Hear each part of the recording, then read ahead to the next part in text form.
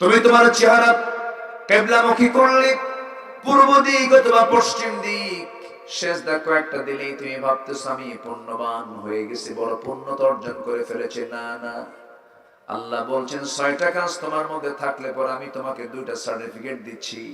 আমি তোমাকে বলবো তুমি সত্যবাদী, তুমি মুত্তাকি। জোরে কোন সুবহানাল্লাহ। আমরা কার সার্টিফিকেট নিতে চাই? আসতে বলো না, কার সার্টিফিকেট নিতে চাই? আল্লাহর সার্টিফিকেট যদি নিতে চাই, সত্যবাদীর সার্টিফিকেট, মুত্তাকির সার্টিফিকেট যদি নিতে চাই, 1 নাম্বার কাজ হলো ওয়ালাকিন্নাল বিররা মান আমানা বিল্লাহ ওয়াল ইয়াউমিল আখির ওয়াল মালাইকাতি ওয়াল কিতাবি ওয়ান নাবিয়্যিন। জোরে বলুন আল্লাহু আকবার। নাম্বার 1 হলো ঈমান আনতে হবে কার উপরে? আসতে বলবেন না, কার উপরে? আল্লাহর উপর ঈমান আনতে হবে। আল্লাহর প্রতি ঈমান জানবো আমরা, দেখি ঈমান আনবো না দেখি ঈমান আনবো? আল্লাহকে দেখতে পেয়েছেন কেউ? দেখতে পেয়েছেন কেউ? মাইক চলতেছে কিসের পাওয়ারে? বলেন এখানে কি আছে? ভিতরে কি আছে? বিদ্যুৎ আছে। বিদ্যুতের কালার কি বলেন? কালার কি? লাল। বিদ্যুৎ তো দেখা যায় না, কিন্তু বিদ্যুতের শক্তি আছে না নাই? যদি বলে যা দেখি না বিশ্বাস করে, ওরা বিদ্যুৎ লাগাই দিবে। কি লাগাই দিবেন বলে? তুই তো বলছিস যা দেখি না বিশ্বাস করি না, দেখ আছে কিনা। মাধ্যাকর্ষণ শক্তি দেখা যায় না, ইথার দেখা যায় না, বাতাস আমার গায়ে লাগে, বাতাসের কালারটা কি বলেন? দেখা যায় নাকি? আল্লাহর সৃষ্টি বাতাস দেখা যায় না, বিদ্যুৎ দেখা যায় না। আল্লাহকে আপনি দেখবেন, এই দুনিয়ার অনেক সৃষ্টি আপনি দেখতে পান না, আপনি আল্লাহকে এই দুনিয়াতে দেখবেন কেমনে? তবে আল্লাহকে আমরা দেখব তৃপ্তি ভরে জান্নাতের ভিতরে। একটু আস্তে কোন সুবহানাল্লাহ, জোরে বলি সুবহানাল্লাহ। সবাইকে আল্লাহকে দেখতে রাজি আছেন? সবাই দেখবেন না? দেখবেন না? দেখা হবে কোথায়? জান্নাত। আল্লাহকে আমরা জান্নাতে দেখতে পাবো। এই পৃথিবীতে একজন পয়গম্বর আল্লাহকে দেখতে গিয়েও দেখতে পান নাই। তুর পাহাড়ে গিয়েছিলেন, 40টা দিনের জন্য তিনি চলে গেলেন। বনি ইসরাইলকে রেখে গেলেন, ভাই হারুনের কাছে রেখে গেলেন। হারুন আলাইহিস সালাম দেখতে দেখতে দেখেন বনি ইসরাইলে গরুর পূজা শুরু করছে। কিসের পূজা? কোন? গরুর পূজা। মুসা আলাইহিস সালাম আল্লাহকে দেখতে গিয়ে তুর পাহাড়ে যখন হাজির হলেন, আল্লাহ বললেন মুসা আমাকে দেখবে নাকি? আমি তোমাকে দেখব। বললেন তারানি, আমাকে কখনোই দেখতে পাবে না। কেন? আমি তোমাকে দেখবই। যখন তিনি বলে ফেললেন, দেখতে নিয়ে আমার অবস্থা হয়ে গেল, সেন্সলেস হয়ে পড়ে থাকলেন, কোনো হুঁশ থাকলো না। আল্লাহ বললেন মুসা আমাকে দেখতে পেয়েছো নাকি? না, দেখার শখ মিটে গেছে। এই চর্ম চক্ষু দিয়ে আমরা আল্লাহকে কখনো দেখতে পাবো না। আল্লাহকে দেখার জন্য জান্নাতে দেখার পরিবেশ তৈরি করে দিবেন তিনি। আমার কে? আমরা যে কিতাব নিয়ে বসেছি, এই কিতাব আল্লাহ তাআলা আমাকে আপনাকে দিয়েছেন মৃত লোকের জন্য না জিন্দা লোকের জন্য? ভালো করে বলবেন, মৃত লোকের জন্য না জিন্দা লোকের জন্য? কিন্তু কোরআন তেলাওয়াত হয় আমার দেশে বেশি মরার আগে না মরার পরে? মরার পরে কেমনে তেলাওয়াত করে? হাফেজদেরকে ভাড়া করে আনে। কি করে আনে? ভাড়া করে আনে। তেলাওয়াত করো, আমার বাপরে জান্নাত পার করে দাও, আমার বাপরে জান্নাত পার করে দাও। অথচ আল্লাহ বলছেন লিয়াউযিরা মান কানা হাইয়া, আমি কোরআন নাজিল করেছি জিন্দা লোকের জন্য। জীবদ্দশায় কোরআন তাকে মানতে হবে। কোরআন শুধু পড়লে হবে না, কি পড়লাম তা বুঝতে হবে, বুঝে তা মানতে হবে। ব্যক্তিগত জীবনে, সামাজিক জীবনে, অর্থনৈতিক জীবনে, রাজনৈতিক জীবনে, রাষ্ট্রীয় জীবনে, জীবনে মরণে সব জায়গায় কোরআন মানার দরকার আছে না নাই? আসতে বলবেন না, আছে না নাই? আল্লাহ রাব্বুল আলামিন এই এমন একটি কিতাব দিয়েছেন আমার আপনার জন্য, যে কিতাবের ভিতরে বান্দার জন্য সব কিছুর সমাধান আছে। আপনি কারো বাড়ির মধ্যে ঢুকবেন, বাড়িতে যাবেন, কেমন করে ঢুকবেন, কেমন করে যাবেন, সেই বিধানও কোরআনে আছে না নাই? আল্লাহ রাব্বুল আলামিন সুন্দর করে বলছেন, লা তাদখুলু বুয়ুতান গায়রা বুয়ুতিকুম হাত্তা তাস্তানিসু ওয়া তুসাল্লিমু আলা আহলিহা। জোরে বলুন আল্লাহু আকবার। কারো বাড়িতে প্রবেশ করতে যেও না যতক্ষণ না তুমি অনুমতি না পাও। অনুমতি পেলে সালাম দেবে, এরপরে ঢুকবে ভিতরে। আমার রাসূল বলে দিয়েছেন, যদি কেউ কোনো অন্য বাড়ির দরজায় জানালায় গিয়ে যদি উকি মারে, রাসূল বলেছেন তুমি তার চোখটা কানা করে দিবা। মারাত্মক অপরাধ। এরকম কিছু লোক আছে না? আসতে বলুন না, আছে না নাই? ইসলামে কি নাই? সব কিছু আছে। যে ইসলামে নখ কাটার বিধান পর্যন্ত আছে, সেই বিধানে মনে হয় রাষ্ট্রের বিধান নাই। আসতে বলেন কোন আছে না নাই? কিন্তু অনেকে মনে করে রাষ্ট্র আমি চালাবো, নামাজটা পড়বো, নামাজের মধ্যে ইসলাম থাকবে, সমাজে ইসলাম থাকবে না। এমন চিন্তার কিছু লোক আছে, আছে না নাই বলেন? ইসলাম শুধু নামাজের মধ্যে আছে নাকি? না সমাজেও আছে? সমাজের মধ্যে ইসলাম আছে না নাই? সমাজ নিয়ে ইসলাম, ইসলাম কথা বলেছে। এমন কোন জায়গা নাই যে জায়গায় ইসলামের সমাধান নাই। আপনি কি চান, কোন সমাধান চান, সব কোরআন প্রস্তুত করে দিয়েছে, সব বলে দিয়েছে। কোরআন তাংশিক কোন জীবন বিধান নয়। আল্লাহ রাব্বুল আলামিন বলছেন ইসলামটা কি? ইন্নাদ-দীনা ইনদাল্লাহিল ইসলাম। আমার নবীজি বিদায় হজের খুতবা দিচ্ছিলেন, হজ্জাতুল বিদা। আমার রাসূল জীবনে হজ করেছেন একবার, কয়বার বলেন? একবার। আমার রাসূল একবার জীবনে হজ করেছেন। কিন্তু আমার দেশে বহু হাজী আছে 30 বার 40 বার পর্যন্ত হজ করছে, কিন্তু সুদ ছাড়ে না। আছে না নাই? হজে যাওয়া তার একটা ট্র্যাডিশনের রূপ নিয়েছে। 3 বার 4 বার 5 বার। আরে ভাই, আমি তো প্রত্যেক বছরই যাই। প্রত্যেক বছর যাওয়ার আপনার কি দরকার? 6 লক্ষ টাকা খরচ করে আপনি হজে গেলেন, আপনার প্রতিবেশী না খেয়ে আছে, আপনি দেখবেন না তাকে? কি কথা কি বোঝা যায়? হজ তো জীবনে একবার ফরজ। হ্যাঁ, অর্থ আছে, আপনি চলে গেলেন, সমস্যা নাই। কিন্তু আপনারা যদি এটা নিজের শুধু পছন্দের জন্যই মনে করলেন, চলে গেলেন, কিন্তু প্রতিবেশীর পাশে আপনি দাঁড়ালেন, এতিমের পাশে আপনি দাঁড়ালেন, যে বান্দা এতিমের পাশে দাঁড়াবে সেই বান্দার পাশে আমার আল্লাহ দাঁড়াবে। যে প্রতিবেশীর সন্তুষ্ট করতে পারবে সেই ব্যক্তি জান্নাতি। যদি বলি সুবহানাল্লাহ। সন্তুষ্ট করবে কখন? প্রতিবেশীর বাড়ি যদি বাড়িওয়ালার কাছ থেকে যদি একটু পিছনে হয়, ধরুন রাস্তার সাথে একজনের বাড়ি, রাস্তার সাইড দিয়ে বাড়িওয়ালার জায়গা দিয়ে আবার পিছনে বাড়িওয়ালাকে সেই রাস্তা দিয়ে যেতে হয়। প্রতিবেশী এমন গুরুত্বপূর্ণ বিষয়। রাসূল বলেছেন, আমার উম্মতের যদি কষ্ট না হতো, প্রতিবেশীকে আমি সম্পত্তির ওয়ারিস বানায় দিতাম। কিন্তু আজকে এমনও আছে, একটু গন্ডগোল লাগলেই রাস্তায় খুঁটি গাড়ে। সেভেন সাহেব কিন্তু আছে বসা, কিছু উপকার করে যায় আপনার, তাই না? রাস্তাঘাট নিয়ে তো গন্ডগোল লাগে। তুমি যে জমিনে যে খুঁটি গাড়লে, জমিন কি তোমার বাবার না আল্লাহ? জমিনটা কার? আল্লাহ। তুমি খুঁটি গাড়ার কে? তুমি রাস্তা আটকায় দিবা কেন? যে দুনিয়াতে মানুষের যাতায়াতের রাস্তা আটকায় দেয়, আল্লাহ তাকে জান্নাতের রাস্তা আটকায় দিবে। শুধু নামাজ ইসলাম নয়, শুধু নামাজ ইবাদত নয়। ইসলাম এমন একটি বিধানের নাম, আপনি শৌচকার্য করবেন, বাথরুমে ঢুকবেন, পেশাব পায়খানা করবেন, সেখানেও ইবাদত বিধান আছে না নাই? আসতে বলবেন না, আছে না নাই? সব জায়গায় আছে। পৃথিবীর কোনো কাজই আল্লাহর হুকুমের বাইরে নেই। তবে আমি একটা বিষয় চিন্তা করি, বিড়ি খাওয়া কোন কাজ কন্ত? বিড়ি খাওয়া বলুন তো, এটি কোনো কাজ?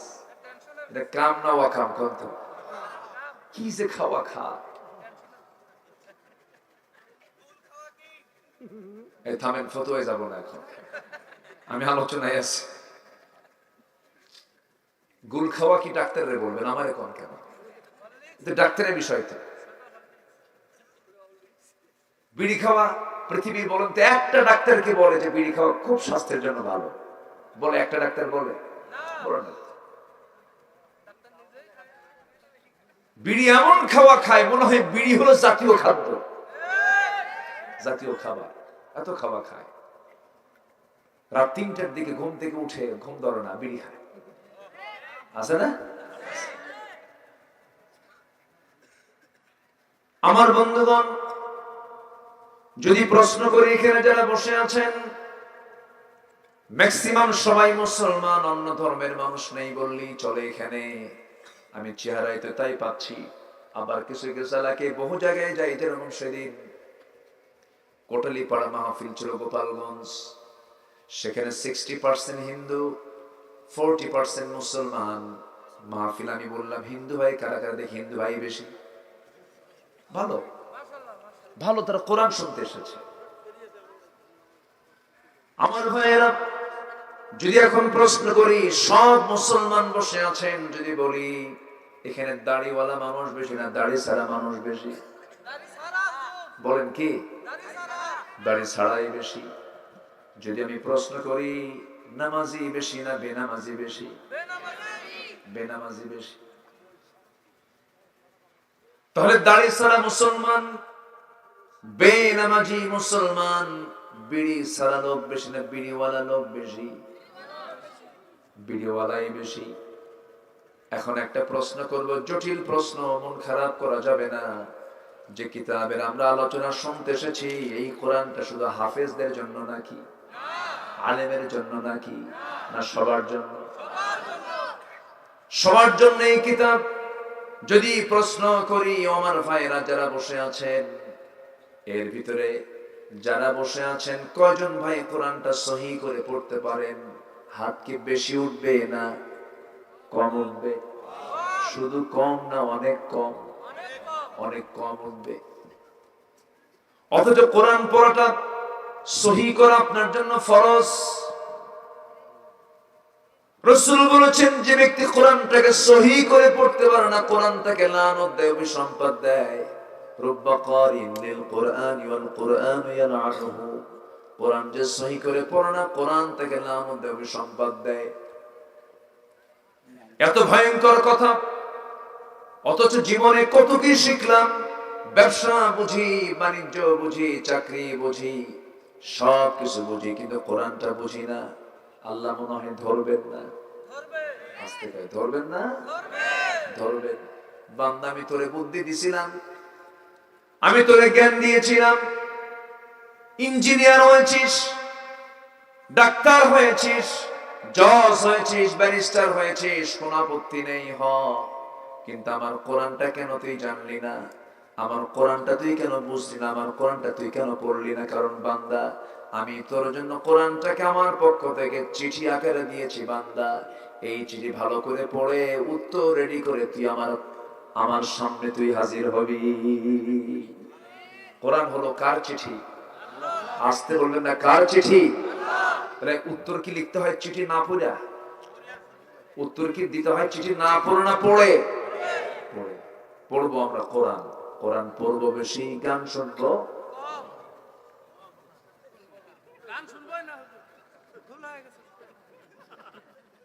ভুল আছে? কে জানে কইছিল ভুল হয়েছে? ওই সিদ্দিক। সিদ্দিক না তো কাজ্জাব। আমার দেশে চোররা সেলিব্রিটি হয়ে যায়, বুঝেন না? চোররা সেলিব্রিটি হয়, যা কই দিকে না যায়। তাহলে আমরা কোরআনটা শুনবো বেশি, গানের কাছে যাওয়া যাবে কিন্তু দুঃখ লাগে, আমার দেশে কিছু লোক আছে মসজিদ কমিটির সভাপতি, যে লোক ও আবার যাত্রা কমিটির সভাপতি। আছে না? আছে না? নাই? মানে ওর চিন্তা হলো আল্লাহ খুশি থাক, শয়তানটাও বেজার না হোক। এরকম টাইপের লোক আছে না? নাই? মসজিদে নামাজও পড়ে আবার মদও খায়, দুই দিকেই থাকে। শয়তান কয় আমি তোর চেয়ে বড় শয়তান না, তুই আমার চেয়ে বড় শয়তান। ইবাদত সবচেয়ে বেশি করেছে কে বলেন তো? এই শয়তান সবচেয়ে বেশি ইবাদত ইবলিস করেছে। কম সেজদা দেয়নি জীবনে। দুটো জিনিস তাকে শেষ করে ফেলেছে। একটা হলো গুরুত্বপূর্ণ, যেটা আসমান জমিনের সর্বপ্রথম যে অপরাধ সংঘটিত হয় সেটা হলো অহংকার। কি বলেন তো? কি বলেন? তার অহংকার কিসের ছিল বলেন তো? তার অহংকার ছিল হলো আমি এত ইবাদত করলাম, আমার ইবাদতের মূল্য নাই। আরেকটা হলো আমি সৃষ্টিগত দিক থেকে আমি হলাম আগুন আর ও হলো মাটি, আল্লাহকে মাতব্বরি বেশি করো না। উসজুদু লিআদম। কিন্তু শয়তান বলল আবা ওয়াস্তাকবারা ওয়া কানা মিনাল কাফিরিন। আবা অস্বীকার করলো এবং অহংকার করলো। এখান থেকে একটা শিক্ষা হলো, এই দুনিয়াতে যে ব্যক্তির ভিতরে আপনি অহংকার দেখবেন, ভাববেন ওর সামনে চরম পতন অপেক্ষা করছে। সমাজে অহংকার করার মতো কিছু লোক আছে না? নাই? অহংকার করে কি নিয়া? চেহারা নিয়া, সম্পদ নিয়া। সুন্দর চেহারা, একটু জিমলা বডি, একটু চেহারাটা সাদা চামড়া, রাস্তায় যখন হাঁটে বুঝায় আমি একখান মাল, তুমি কিচ্ছু না। তুমি বুঝায় আমি একখান মাল, আমি আমি আমি একমাত্র আছি, আর কেউ নাই, কিচ্ছু না। তুমি শুধু 5 বার বাথরুম, শীত হয়ে পড়ে থাকবে, ঠিক কিনা? মুহূর্তের মধ্যে হিরোকে জিরো বানান তিনি কে? চেহারার বড়াই, সম্পদের বড়াই। কে রে তুই? আমারে তুই কি করবি রে? মানে চটপাটি আলাদা। আবার আছে কিছু আছে ক্ষমতার অহংকার। ফোন দেব, থানায় ফোন দেব। কি কথা কি বুঝতেছেন আপনারা? আছে না? নাই? যখন আপনি এগুলো দেখবেন যে ক্ষমতার বড়াই দেখাচ্ছে, সম্পদের বড়াই দেখাচ্ছে, শয়তানের মতো অতি শীঘ্রই তার পতন নিশ্চিত, ধ্বংস নিশ্চিত, ধ্বংস নিশ্চিত। ফেরাউন ক্ষমতার প্রাউড করেছিল, পানিতে সুবান খাওয়াইছেন কে? কে খাওয়াইছেন? ফেরাউনকে ধরছেন আল্লাহ তাআলা আগে ভাগে না একদম শেষের দিকে? শেষ দিকে। ধরে ধরে ধরে না ধরলে আল্লাহ ধরে ফেলেছে। তাহলে সুবান দিছে, সুবান খাওয়ার আগ দিয়ে কয় মুসা আমারে বাঁচাও। দেখছেন? শেষে কয় মুসার আল্লাহ আমারে বাঁচাও। দেখছেন? ওর আল্লাহ এখনো হয় নাই। এখন কি কাটটা মিথ্যা কথা কয় দেখেন। কোরআন এগুলো, কোরআন বলছে। এখন বলতেছে আল্লাহ আমারে বাঁচাও। ওয়া আনা মিনাল মুসলিমিন, আমি তো মুসলমান। আল্লাহ কই তুই মুসলমান না? সম্মানিত ভাইয়েরা, কেউ থাকবে না, আপনিও থাকবেন না, আমিও থাকবো না। কত রাজা মহারাজা সব বিদায়, সব বিদায় হয়ে গেছে, আমিও বিদায় হব। এই যে আমরা বসে আছি, আমার তৈয়ব ভাই বসে আছেন, আমার চেয়ারম্যান ভাই বসে আছেন, বাম পাশে মুরব্বী বসে আছেন, আপনারা বসে আছেন, অনেক মা বোন বসে আছেন। আমাদের সবার পরিচয় সূত্র একটাই, আমরা সব আদম সন্তান। কি সন্তান বলেন? আদম সন্তান। আমাদের পিতাকে বলেন, আমাদের মা হচ্ছেন হাওয়া আলাইহিস সালাতু ওয়াস সালাম। হয়তো একটু বড় ভাগ হয়ে গেছে দেখে বিভিন্ন গোত্র গোত্র হয়ে গেছে, সব তো আমরা একই সূত্রে গাথা। এক জায়গা থেকে এসেছি, ওই এক জায়গায় ফিরে যাব। ঘুমে যদি রাত্রিবেলা ঘুমাতে যাই, ঘুমাসলাম, ঘুমানোর সময় দোয়া হলো আল্লাহুম্মা বিসমিকা আমুতু ওয়া আহইয়া। আল্লাহ তোমার নামে মরলাম, তুমি আল্লাহ আমারে জিন্দা কইরো। যদি জিন্দা হয়ে যাবে সকাল, পাবো হলো সকাল, আর জিন্দা না হলে হয়ে যাবে পরকাল। কি হবে? পরকাল। জিন্দা হলে সকাল, জিন্দা না হলে পরকাল। এত কাছে পরকাল, এত কাছে পরকাল। দমটা শুধু বন্ধ হয়ে যাবে, পরকাল শুরু হয়ে যাবে। শান্তি শুরু হবে অথবা শাস্তি শুরু হবে। জান্নাতের শান্তি, জাহান্নামের শাস্তি, দুইটা আল্লাহ রাব্বুল আলামিন বান্দার জন্য বরাদ্দ রেখেছেন। বান্দা, আমি তোকে ভালো কাজ করলে জান্নাত দেব, মন্দ কাজ করলে জাহান্নাম দেব। একজন পয়গম্বর আল্লাহকে একদিন প্রশ্ন করে ফেলছেন, আল্লাহ সবচেয়ে বেশি দয়া কার? সঙ্গে সঙ্গে আল্লাহ বলছেন, কেন? আমি আল্লাহ, আমার সবচেয়ে বেশি দয়া। সবচেয়ে বান্দাকে বেশি ভালোবাসে কে? আল্লাহ বলছেন, আমি বান্দাকে সবচেয়ে বেশি ভালোবাসি। গোটা পৃথিবীর ভালোবাসা একদিকে, আল্লাহর ভালোবাসা একদিকে। বেশি ভালোবাসা কার? মুহাব্বতটা কার? একজন মা তার সন্তানকে যতটুকু না ভালোবাসেন, তার চেয়ে লক্ষ লক্ষ কোটি কোটি গুণ আল্লাহ তার বান্দাকে ভালোবাসেন।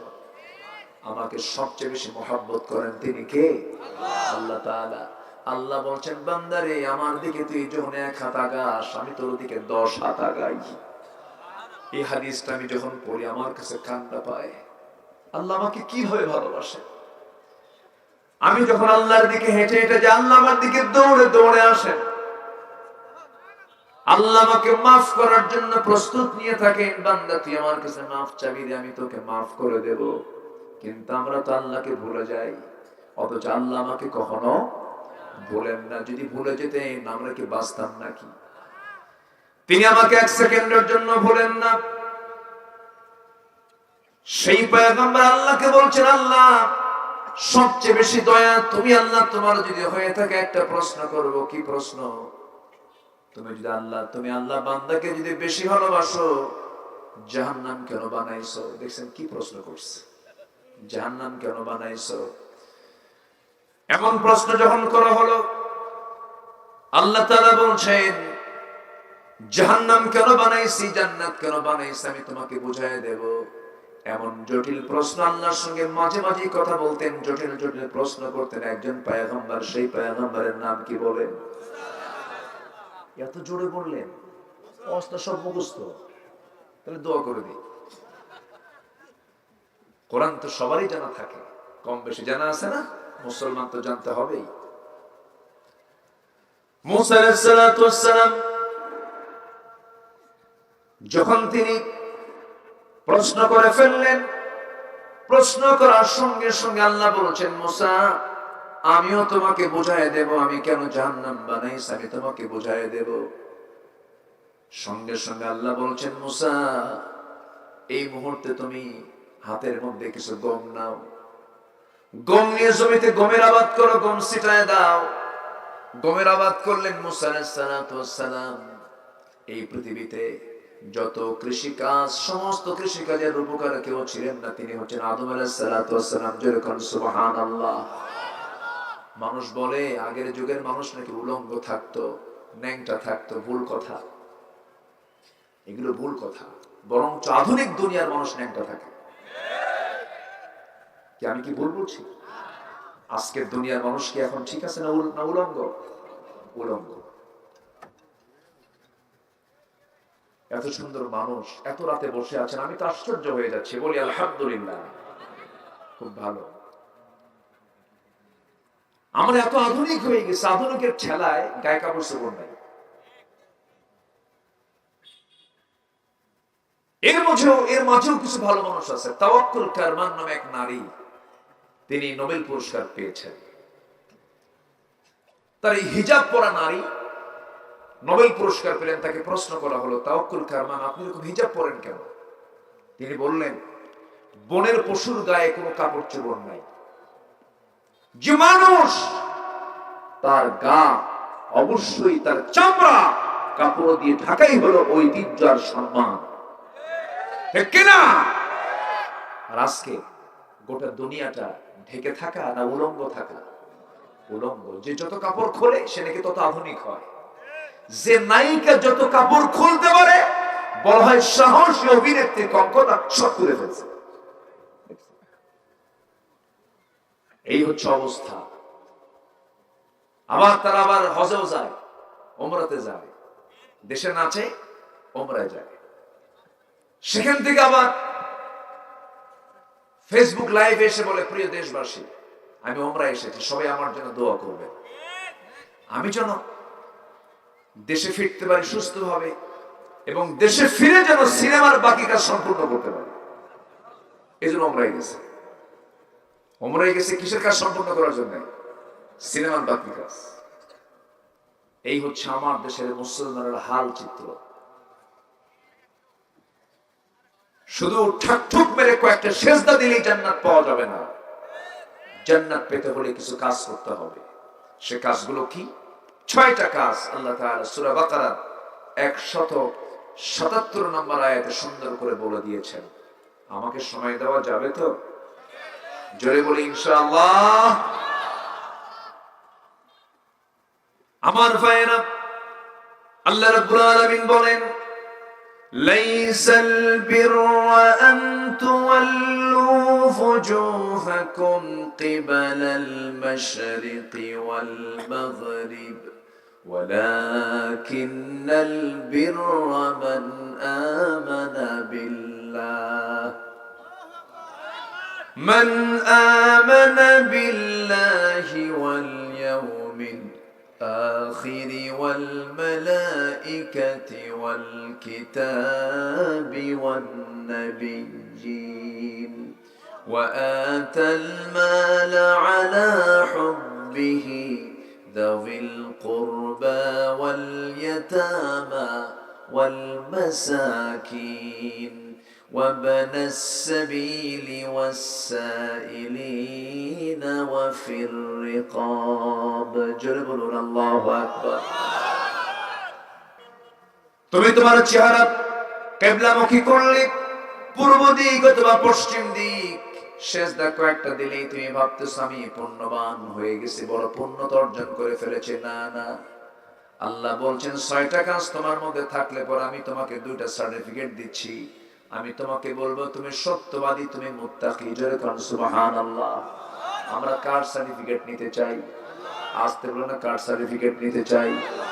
আল্লাহর সার্টিফিকেট যদি নিতে চাই, সত্যবাদীর সার্টিফিকেট, মুত্তাকির সার্টিফিকেট যদি নিতে চাই, 1 নম্বর কাজ হলো ওয়ালাকিন্নাল বিররা মান আমানা বিল্লাহ واليوم الآخر والملائكة والكتاب والنبيين جربنا الله أكبر نمبر 1 হলো ঈমান আনতে হবে কার উপরে? আসতে বলবেন না, কার উপরে? আল্লাহর উপর ঈমান আনতে হবে। আল্লাহর প্রতি ঈমান জানবো আমরা, দেখি ঈমান আনবো না দেখি ঈমান আনবো? আল্লাহকে দেখতে পেয়েছেন কেউ? দেখতে পেয়েছেন কেউ? মাইক চলতেছে কিসের পাওয়ারে? বলেন এখানে কি আছে? ভিতরে কি আছে? বিদ্যুৎ আছে। বিদ্যুতের কালার কি বলেন? কালার কি? লাল। বিদ্যুৎ তো দেখা যায় না, কিন্তু বিদ্যুতের শক্তি আছে না নাই? যদি বলে যা দেখি না বিশ্বাস করে, ওরা বিদ্যুৎ লাগাই দিবে। কি লাগাই দিবেন বলেন? তুই তো বলছিস যা দেখি না বিশ্বাস করি না, দেখ আছে কিনা।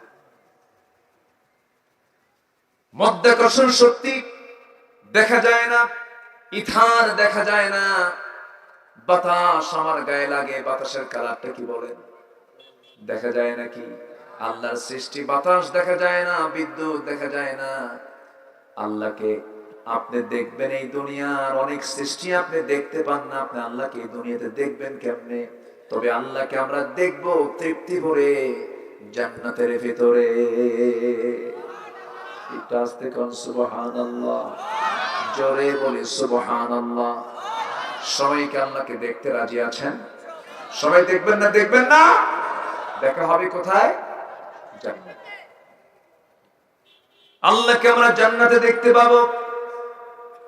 এই পৃথিবীতে একজন পয়গম্বর আল্লাহকে দেখতে গিয়েও দেখতে পান নাই।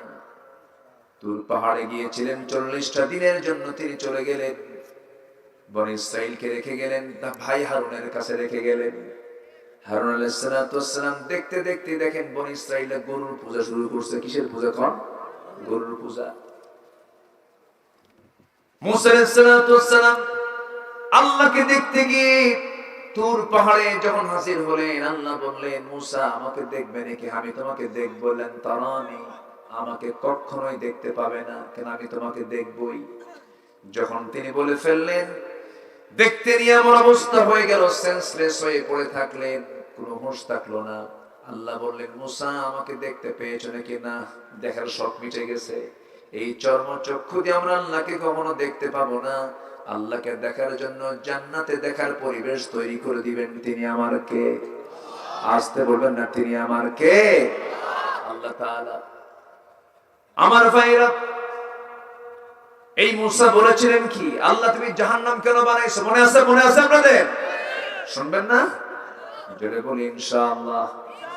আমার বন্ধুগণ, আল্লাহর প্রতি আমরা ঈমান এনেছি, তাকে না দেখি ঈমান টানতে হবে, না দেখি আল্লাহকে বিশ্বাস করতে হবে।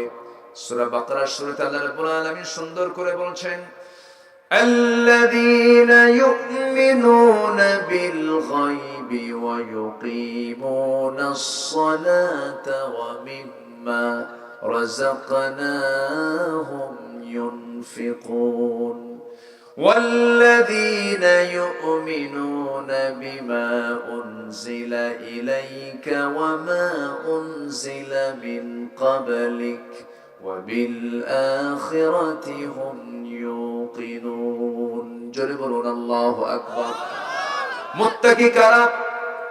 আল্লাহকে যারা বিশ্বাস করবে না দেখে, নামাজ যারা কায়েম করবে, আল্লাহর পথে যারা খরচ করবে, কিতাবকে যারা বিশ্বাস করবে, আখিরাতকে যারা বিশ্বাস করবে, আল্লাহ বলছেন এই সমস্ত বান্দা আমার হেদায়েত প্রাপ্ত বান্দা, এরাই হলো মহা সফল। জোরে বলে সুবহানাল্লাহ। আমার ভাইরা, আমার বন্ধুগণ, একটু কান লাগান, মনোযোগ দিয়ে শুনুন। আমরা মূল আলোচনার পর্বে আস্তে আস্তে ঢুকে যাচ্ছি। একটা করে পয়েন্ট বের করছি। আমরা সার্টিফিকেট নিতে চাই কার দফতর থেকে, কার অফিস থেকে? বলেন। দুইটা পুরস্কার, একটা হলো সত্যবাদীর পুরস্কার, আরেকটা হলো মুত্তাকির পুরস্কার। আল্লাহ বলছেন এই সমস্ত বান্দাগুলো সত্যবাদী, এই সমস্ত বান্দাগুলো মুত্তাকি, যারা এক নাম্বার কাজ করবে, ঈমান আনবে কার উপরে? আসতে বলবেন না, কার উপরে? এখন হয়তো বলবেন, হুজুর আমার তো ঈমান আনা হয়ে গেছে। আমার দেশে কিছু কিছু লোকের নামই আছে ঈমান আলী, আছে না? নাম কি? ঈমান আলী। কিন্তু জোহরের নামাজ পড়ে না, আসর পড়ে না। নাম হলো রমজান আলী, কিন্তু রমজান মাসে দুপুরবেলা ভাত খায়। দুপুরবেলা তো কি সেহরি নাকি না ইফতার? আমার একটা ছোট্ট মেয়ে এখন বড় হয়ে গেছে, রোজার মাস আসলে ও সেহরি খাইতে। সেহরি খাওয়ার পর আমরা ওকে বলতাম, আম্মু তুমি 9টার দিকে একবার খাবা, এক রোজা হবে। দুপুরে একটা খাইবা, আরেকটা রোজা হবে। বিকেল বেলা খাইবা, আরেকটা রোজা হবে। সন্ধ্যায় খাইবা, আরেকটা রোজা হবে। তো সন্ধ্যার সময় ইফতারে বসে বলে, আব্বু তোমার রোজা হয়েছে একটা, আমার হয়েছে 5টা। কথা বুঝলেন? আমার ভাইয়েরা, ঈমান আলী নামাজ নাই, রমজান আলী রোজা নাই, নাম রাখছে হলো আতর আলী, কিন্তু গোটা গায়ে গাজার গন্ধ। কিসের গন্ধ বলেন? গাজার গন্ধ। তাহলে তো নামের নাম দিয়ে তো কাম হবে না। ঈমান আলী নাম দিয়ে জান্নাত পাওয়া যাবে না, চেহারা দিয়ে জান্নাত পাওয়া যাবে না, সুরত দিয়ে জান্নাত পাওয়া যাবে না, শুধু দাড়ি দিয়ে জান্নাত পাওয়া যাবে না। জান্নাত পাওয়ার জন্য ঈমানও দরকার, আমলও দরকার। আল্লাহ দুটাকে এক জায়গায় নিয়ে বলছেন, বান্দা দুটো থাকবে, তুমি জান্নাত পেয়ে যাবে। জোরে বলি সুবহানাল্লাহ। ইন্নাল্লাযীনা আমানু ওয়া আমিলুস সালিহাত কানাত লাহুম জান্নাতুল ফিরদাউসি নুজুলা খালিদিনা ফিহা লা ইয়াবগুনা আনহা হিওয়ালা। জোরে বলুন আল্লাহু আকবার। এমন জান্নাত তোমাকে দেওয়া হবে, যে জান্নাত থেকে বের হওয়ার কোন সুযোগ তোমার নাই, এমন সুন্দর জান্নাত, অকল্পনীয় জান্নাত। সর্বনিম্ন যে জান্নাতটা দেওয়া হবে সেই জান্নাতটা হবে 10টা পৃথিবীর মতো একটা জান্নাত। জোরে বলি সুবহানাল্লাহ। সে জান্নাত পেতে চান কারা কারা? জান্নাত পেতে চান কারা কারা? সবাই চাই না? সবাই চাই। হাত নামান, হাত নামান। জান্নাত পেতে হলে জান্নাতের তালা আছে, সেই তালার চাবিটা কি বলেন? চাবিটা কি বলেন? চাবি যদি না বানান তালাটা খুলবেন কেমনে? চাবিটা আপনাকে বানাতেই হবে। সেই চাবিটা হতে হবে ঠিক চাবি না বেঠিক চাবি? বলেন বলেন বলেন। সলিমুদ্দিনের চাবি নিয়ে কলিমুদ্দির বাড়ির তালা কি খুলবে নাকি? বলেন খুলবে না। সেই চাবিটাও ঠিক বানাতে হবে। নামাজ ঠিক, জান্নাত ঠিক। নামাজ বেঠিক, জান্নাতও বেঠিক হয়ে যাবে। একটু মনোযোগ দিয়ে শুনুন আমার বন্ধুগণ। ঈমান এনেছেন সাহাবায়ে কেরাম, কি মজবুত ঈমান তারা এনেছেন। বেলালের দিকে একটু তাকান, কি ঈমান তারা এনেছেন, কি মজবুত ঈমান তারা এনেছিলেন। বেলাল ছিলেন কালো মানুষ। কি ছিলেন? কি মানুষ বলে? কালো মানুষ। এরকম ঘন কালো মানুষ এই জায়গায় একজনও নাই। এত ঘন, এত কালো, চুলের মতো কালো, দাঁতগুলো কালোর মাঝে চিকচিক করতো, সাদা দাঁত চিকচিক করতো, নাকটা বোচা ছিল, চোখটা খাটো ছিল, চুলটা খাড়া খাড়া ছিল, দেখতে তেমন সুন্দর ছিল না। সেই কালো বেলাল ঈমান এনেছেন। এত মর্যাদা আল্লাহ তাআলা তাকে দান করেছেন। বিশ্বের শ্রেষ্ঠ সুন্দর মানুষ হচ্ছেন ইমাম, আর কালো বেলাল হচ্ছেন মুয়াজ্জিন। জোরে কোন সুবহানাল্লাহ। নেলসন ম্যান্ডেলাকে আমরা বর্ণবাদী বৈষম্যের নেতা বলি। নেলসন ম্যান্ডেলা হালের দুনিয়ার মানুষ, আর আজ থেকে ১৫০০ বছর আগে বিশ্বের সেরা সুন্দর মানুষ ছিলেন আমার নবীজি। সেই নবী আমার ইমাম হয়ে মুয়াজ্জিনের মতো পদে একজন কালো বেলালকে দিয়ে বুঝায় দিলেন, গোটা পৃথিবীর কালো বর্ণ ধর্ম কোন কি বলে কোন ভাষা বর্ণ দিয়ে সম্মান করানো যাবে না। একমাত্র বর্ণবাদী বৈষম্যের নেতা পৃথিবীতে যদি থেকে থাকে একজন, তিনি হচ্ছেন মুহাম্মদুর রাসূলুল্লাহ, মুহাম্মদুর রাসূলুল্লাহ সাল্লাল্লাহু আলাইহি সাল্লাম। বর্ণবাদী বৈষম্য তিনি দূর করেছেন এবং আল্লাহ আয়াত নাযিল করেছেন, ইন্না খালাকনাকুম মিন যাকারিন ওয়া উনসা وجعلناكم شعوبا وقبائل لتعارفوا إن أكرمكم عند الله أتقاكم। জোরে বলি আল্লাহু আকবার।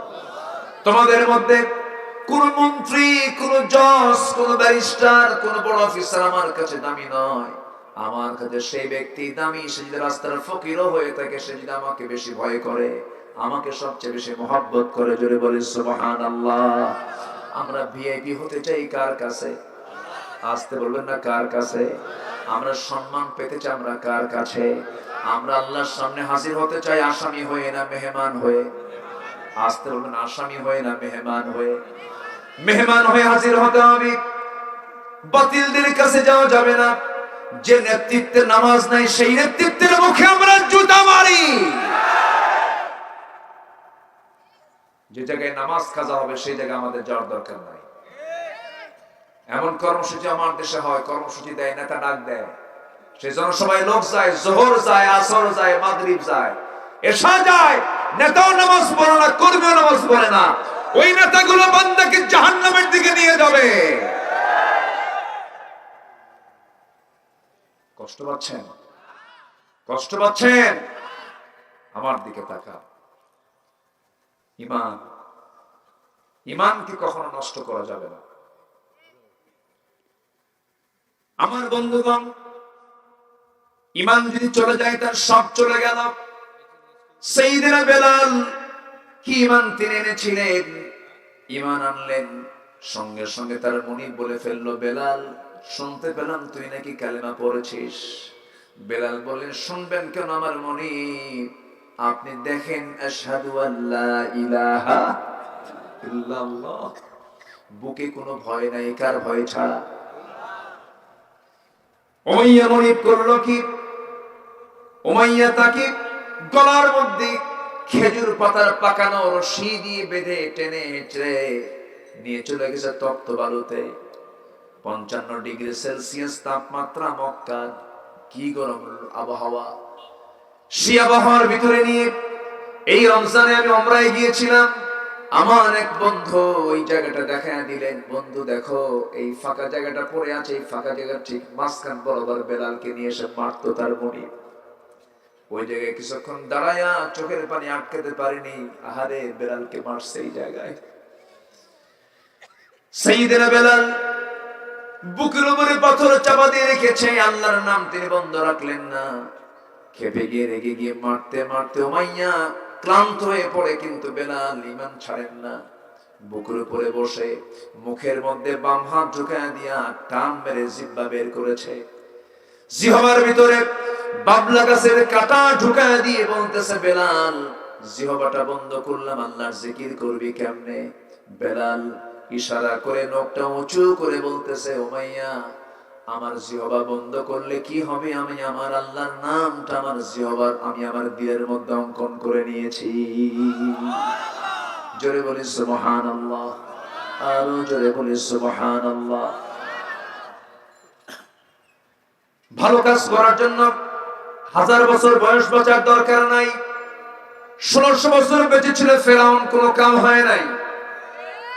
বেঁচে ছিলেন সাদ ইবনে মুআজ রাদিয়াল্লাহু তাআলা আনহু, মাত্র 5 বছর। 35 বছর বয়সে ইন্তেকাল করেছেন। ঈমান আনছেন 30 বছর, ইসলাম পাইছেন কয় বছর? 5 বছর। 30 বছর বয়সে ইসলাম কবুল করলেন সাদ ইবনে মুআজ। বদরে অংশগ্রহণ করলেন, বদর উহুদে অংশগ্রহণ করলেন, খন্দকের পরীক্ষা খননের সেই যুদ্ধে তিনি অংশগ্রহণ করলেন। আক্রান্ত হলেন শত্রুর দ্বারা, রক্তাক্ত হয়ে গেলেন। রক্ত স্রোত বন্ধ হলো না, রক্তক্ষরণ হতে হতে রক্ত শূন্যতায় পড়ে সাদ ইবনে মুআজ দুনিয়া থেকে বিদায় নিলেন। নবীর কানে সংবাদ গেল, হুজুর মদিনার সাদ বিন মুআজ শাহাদাত বরণ করেছে। সঙ্গে সঙ্গে রাসূল বলেন, তোমাদের বলতে হবে না, কারণ সাদ ইবনে মুআজের মৃত্যুতে ইহতাজ্জাতিল আরশ, আমার আল্লাহর আরশ পর্যন্ত কেঁপে উঠেছে। আরশ পর্যন্ত কাঁপে। আমলের জন্য যুগ যুগ ধরে বাঁচার দরকার নাই। সামান্য জীবনও যদি হয়, ঈমান নষ্ট করে বাঁচবো না ঈমান রক্ষা করে বাঁচবো? বলেন বলেন বলেন বলেন বলেন। ঈমান নষ্ট করে না রক্ষা করে বাঁচতে হবে। ঈমানকে নষ্ট করা যাবে না, ঈমানকে ধ্বংস করা যাবে না।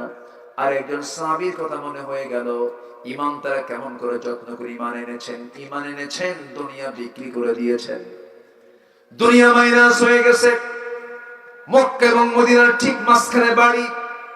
এমন একজন সাহাবী কালেমা পড়ে মুসলমান হলেন। বাবা বেঁচে নাই, চাচা তাকে মানুষ করেছে, চাচার ঘরে মানুষ হয়েছেন তিনি। চাচা যখন জানলো ভাতিজা দিন গ্রহণ করেছে, ঈমান এনেছে, চাচা বলে ফেললো, ভাতিজা শুনলাম তুই নাকি ইসলাম কবুল করছিস।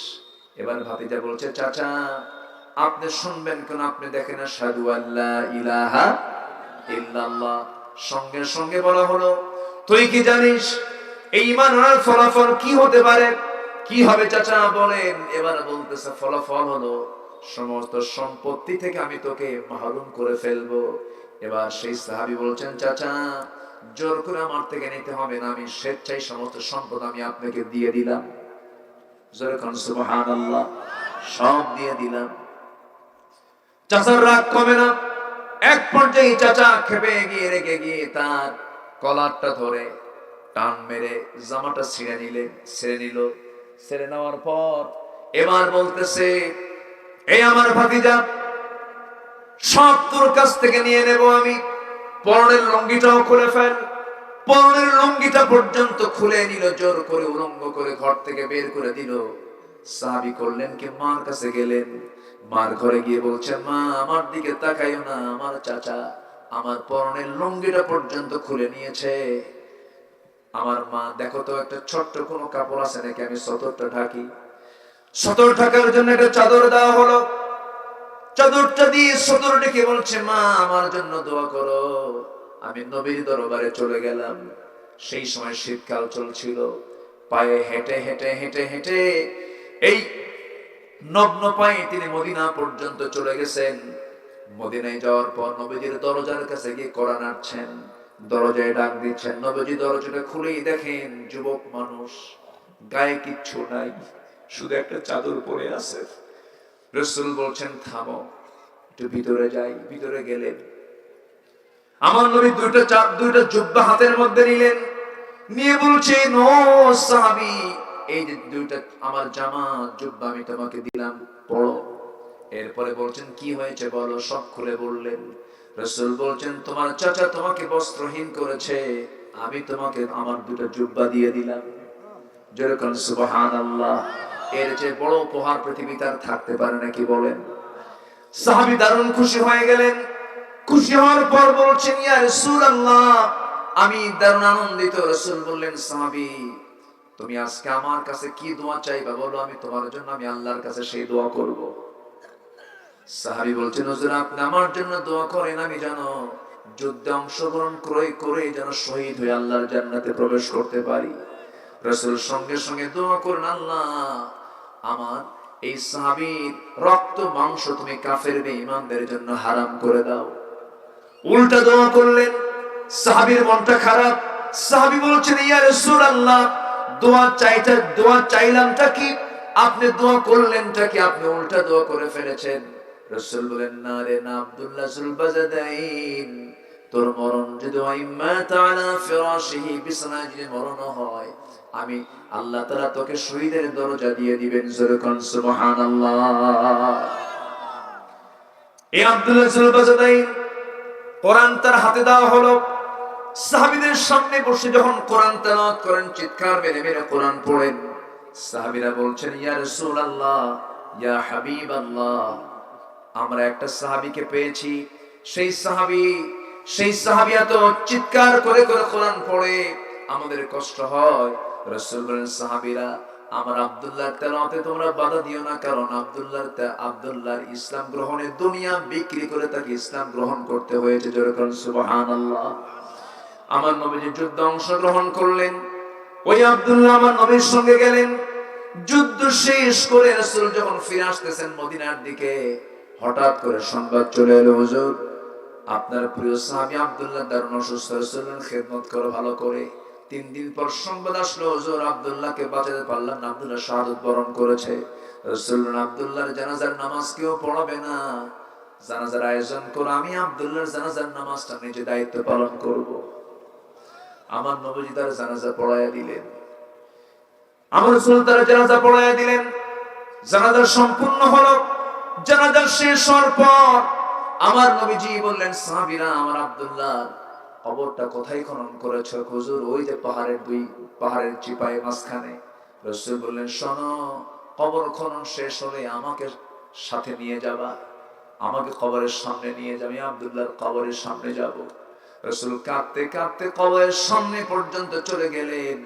এবার বলছেন তোমরা আব্দুল্লাহর কবরে কেউ নামবে না, আব্দুল্লাহর লাশটা কবরে রাখার জন্য কাউকে দায়িত্ব না দিয়ে আমি রাসূল নিজে তার লাশটা কবরে রাখবো।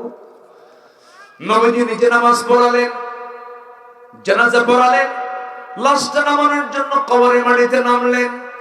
আমার নবীজি ডুকরে ডুকরে কাঁদতেছেন, হাত দুইটা গায়ে দিয়ে বলছেন আবু বকর, আমার বন্ধু আবু বকর তুমি কোথায়? আমার ডানে নামো। ওমর তুমি আমার বামে নামো। আমার নবীজি হাতটা গায়ে দিলেন, লাশটা হাতে আসলো। মাথার দিকটা আবু বকর ধরলেন, পার দিকটা ওমর ফারুক ধরলেন, বডির দিকটা পিঠের দিকটা আমার রাসূল ধরে নিয়ে আস্তে করে শোয়া দিলেন কবরে। বুকের উপরে হাত রেখে রাসূল কাঁদা কাঁদা কণ্ঠে বলছেন আকাশের মালিক আল্লাহ, আমার আব্দুল্লাহর এই মৃত্যুর এই সময় পর্যন্ত আমি আব্দুল্লাহর উপরে রাজি আছি, তুমি আল্লাহ আব্দুল্লাহকে মাফ করো। জোরে জোরে আমার রাসূল এই দোয়াটা করছিলেন। পাশে দাঁড়িয়ে থাকে একজন সাহাবী সাদ ইবনে আবি ওয়াক্কাস রাদিয়াল্লাহু তাআলা আনহু, চিৎকার মেরে মেরে পাগলের মতো বলছে আল্লাহ আমার মতো পোড়া কপাল বান্দা দুনিয়াতে আর নাই। আমি সাদ বিন আবি ওয়াক্কাস জীবিত সাদ না হয়ে যদি মৃত সাদ হতাম আর ওই কবরের যদি বাসিন্দা হতাম, নবীজি যে কবরে নেমে ওই কবরবাসীর জন্য দোয়া করে আমার জীবনটা আমার ধন্য হয়ে যেত। আমার ভাইরা, ঈমানের ফলাফল ভালো, ভালো ঈমান আমাকে আপনাকে আনতে হবে, মজবুত ঈমান আমাকে আপনাকে আনতে হবে। একজন সাহাবী নবীজি মক্কা থেকে মদিনায় হিজরত করেছেন। ওই সাহাবী রাসূলকে দেখে মক্কা থেকে মদিনায় হিজরত করলেন। কোটি কোটি টাকার মালিক, এক্সপোর্টার ইম্পোর্টার, মক্কা খ্যাতিমান একজন ব্যবসায়ী মানুষ। বউ ইসলাম কবুল করে নাই, সন্তানরা ইসলাম কবুল করে নাই। বউ সন্তান ব্যবসা বাণিজ্য সব ফেলে দিয়া নবীর সঙ্গে চলে গেছেন মদিনা। আমার নবীজি দেখেন মদিনার মসজিদের পাশে হেলান দিয়ে বসে আছে আব্দুর রহমান ইবনে আউফ, মিলিয়নার, হাজার কোটি টাকার মালিক সেই সময়ে তিনি ছিলেন। এই সাহাবী যখন বসেছিলেন রাসূল তাকে দেখে কেঁদেই ফেললেন, বলেন আব্দুর রহমান, তোমার প্রচুর সম্পদ ছিল, আজকে তুমি ফকির হয়ে গেছো, কষ্ট হয় না তোমার? আব্দুর রহমান বলছেন, হুজুর দুনিয়া ছেড়ে দিয়েছে, আমি আপনাকে পেয়েছি, আল্লাহকে পেয়েছি, আমার সব পাওয়া হয়ে গেছে। জোরে কোন সুবহানাল্লাহ, আর জোরে কোন সুবহানাল্লাহ। আব্দুর রহমান ইবনে আউফ রাদিয়াল্লাহু তাআলা আনহু সঙ্গে সঙ্গে নবীর সামনে বসে বসে মুস্কি মুস্কি হাসি দিচ্ছেন। রাসূল বলেন, না আব্দুর রহমান, তোমার জন্য কিছু করা দরকার। ইতিমধ্যে একজন মদিনার আনসার সাহাবীকে ডাক দিয়ে বলেন, আনসার সাহাবী এদিকে আসো, আমার আব্দুর রহমান কিছু দেখবে তো? হুজুর দেখবো আমি। ঘোড়ার পিঠে চড়াইয়া নিলেন। আনসারী সাহাবী তাকে নিয়ে বড় দুইটা খেজুর বাগান দেখালেন। কিসের বাগান বলেন? খেজুর বাগান। আরবের সবচেয়ে প্রধান বাগান কি বলেন? খেজুর বাগান। খেজুর বাগান দেখালেন। খেজুর বাগান দেখায়া দুইটা খেজুর বাগান দেখানোর পর বললেন, ভাই আব্দুর রহমান, দুইটা খেজুর বাগানের মালিক আল্লাহ তাআলা আমাকে বানিয়েছেন। রাসূল যেহেতু আপনাকে আপনার ব্যাপারে আমাকে দায়িত্ব দিয়েছেন, এই দুইটা বাগানের যে বাগানটা আপনার পছন্দ হবে সেই বাগানটা আমি এই মুহূর্তে আমি আপনার নামে দলিল করে দেব। আব্দুর রহমান শুনে মুস্কি মুস্কি হাসি দেন। তাই আর কি করবা বলো? এবার আনসার সাহাবী বলছেন, শোনেন, আপনার বউ তো মক্কায়, সন্তানরা সব মক্কায়, মদিনায় তো কোনো মহিলা নাই, কোনো বাড়ি নাই যে মেয়ের বাপ আপনার সঙ্গে মেয়েটাকে আপনার সঙ্গে বিয়ে দেবে, কারণ আপনার ঘর নাই, বাড়ি নাই। এই মুহূর্তে আমি আপনার জন্য কি করতে পারি? আল্লাহ তাআলা আমাকে দুটো স্ত্রী দান করেছেন, আমি একটা স্ত্রীকে তালাক দেব, সেই তালাক দেওয়া স্ত্রীকে আপনি আপনার স্ত্রী বানায় নেবেন। আব্দুর রহমান ইবনে আউফ চোখের পানি মুছতে মুছতে বলছেন, ভাই আনসার সাহাবী, তোমার কথা আমি মুগ্ধ হয়ে গেলাম, বউ তালাকও লাগবে না, আমার খেজুর বাগান দলিল করে দেওয়া লাগবে না, আমি খুব খুশি হয়েছি। চিন্তা করুন ওই সময় সাহাবীদের মধ্যে কি ভ্রাতৃত্ব কাজ করেছে। খেজুর বাগান দিয়ে দিচ্ছেন, নিজের স্ত্রীকে তালাক দিয়ে তার জন্য বরাদ্দ করার জন্য অফার দিচ্ছেন। এই মুহাব্বত আজকে যদি দুনিয়ার মুসলমানদের মধ্যে যদি থাকতো, বাইতুল আকসা আজকে ইহুদির বাচ্চারা দখল করতে পারতো না, ঠিক কিনা? দখল করতে পারতো না।